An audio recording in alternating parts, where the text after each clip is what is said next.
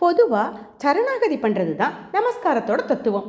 தலையை மட்டும் குனிஞ்சு வணங்கினா அது ஓரங்க நமஸ்காரம். இது அரசனுக்கு செய்யப்படக்கூடியது.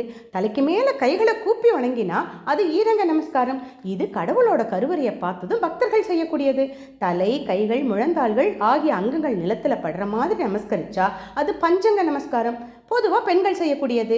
தலை, காதுகள், கைகள், நெற்றி, மார்பு, முகவாய் இப்படி 8 உறுப்புகளால் செய்யப்படக்கூடிய நமஸ்காரம் அஷ்டாங்க நமஸ்காரம். பொதுவாக ஆண்கள் செய்யக்கூடியது.